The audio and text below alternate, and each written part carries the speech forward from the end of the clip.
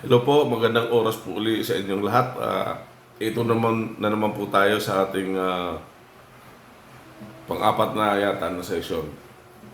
Ah, Tungkol sa fingerstyle.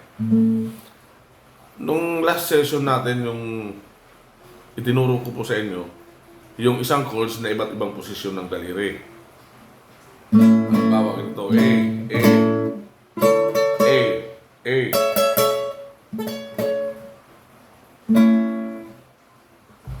Isang posisyon lang po yan. Ibig sabihin, mayroon po dito sa gitna, mayroon naman po dito sa dulo. May A dito, may A dito, may A dito. May B po dito, may meron po dito. A to G, meron po yan. Kaya, makaobserbahan nyo nang may nagsusolo. Halimbawa, happy birthday, no?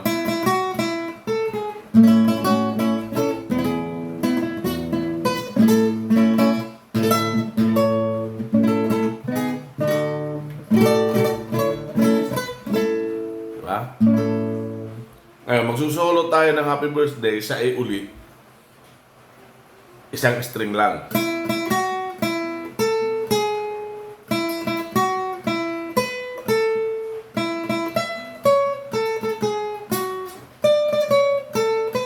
Isang string lang yun. Meron dito, meron dito, meron dito. Lalagyan natin ng chords.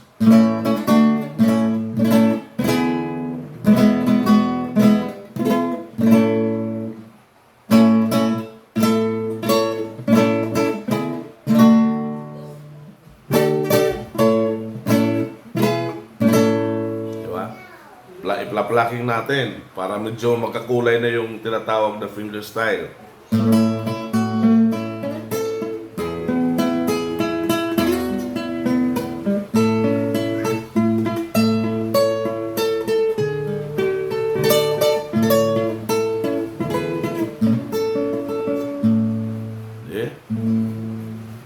Maliwanag po. Ganito naman, magtataka kayo, bakit nag-solo dito nagamit ang third at saka second string?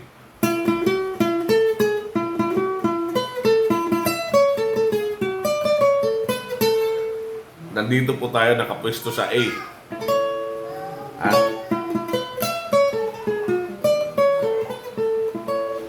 Hindi tayo lumipat, nakapwesto lang tayo sa A. Kaya po tayo nakakapag-solo dito nagamit ang third string, second, kasi ang tunog ng first string, first string is E. Meron dito sa gitna na tunog. Meron ding E dito sa second string. Paano mo madedetect o paano mo madetermine na kung pareho ang tunog, parehong E? Ganito. First string. Hahanapin mo. Second string na pang-apat na fret. Hindi mo pareho. Pareho. O lumampas, mas mataas na yung pangalawang string. Lalong hindi. Kaya nandito po. Ngayon, magsusolo ka. Halimbawa,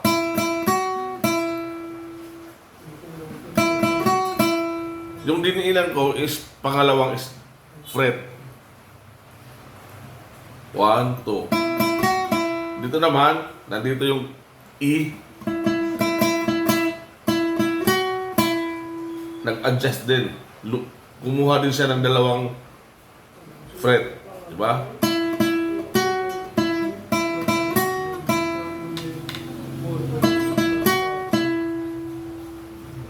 Pangatlo to. Ito, tatlo to. Isa, dalawa, tatlo. Itong open, pangatlo. Open, 1, 2, 3. Ito naman,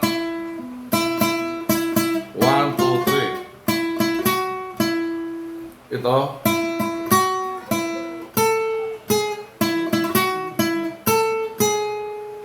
yan. Gets nyo?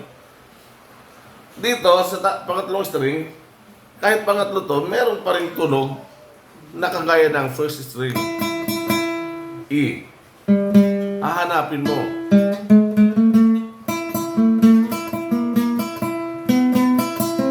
Layo. Dito tayo sa taas. Lampas. Ayun. Pareho. O, dalawa sila. Dalawang fret o pangatlo itong dinidinan. Dalawa. Dalawa rin. 1, 2. Diba? Pangatlo yung dinidiinan.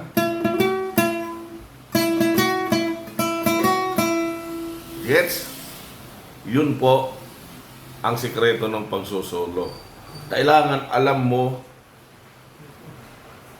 lalo na ngayon na pinaalalanan ko kayo, binigyan ko kayo ng tip, na ang tunog dito, meron dito sa gitna, meron din dito. Kaya halimbawa, magsusolong ganito.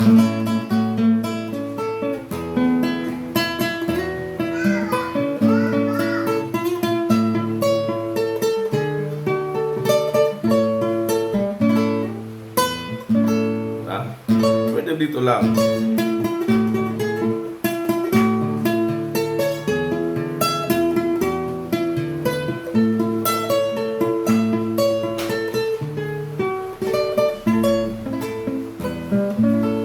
Yun. Ngayon naman, yung pag-plucking, kanina, no, may kinakalabit akong iba dinidiinan na hindi kasali doon sa happy birthday.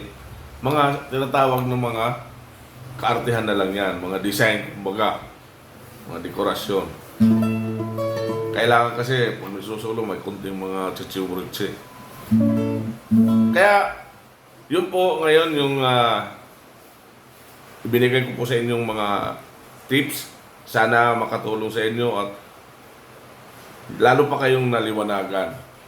Sana nakakapulot kayo ng mga kahit kunting kaalaman lang tungkol sa fingerstyle sa akin. So, huwag niyo pong kalilimutan uli. Suportahan niyo po ako. Laging magla-like, mag-share, magpa-follow, at mag-subscribe. At hindi lang po mga comments ang tinatanggap at ini-entertain ko. Tumatanggap din tayo ng kahit kunting star lang. Di ba? Upang maging malakas, maligay, kapag-ipaginabang. So, sa susunod po natin pagkikita, see you. Sa ngayon, bye-bye po. God bless.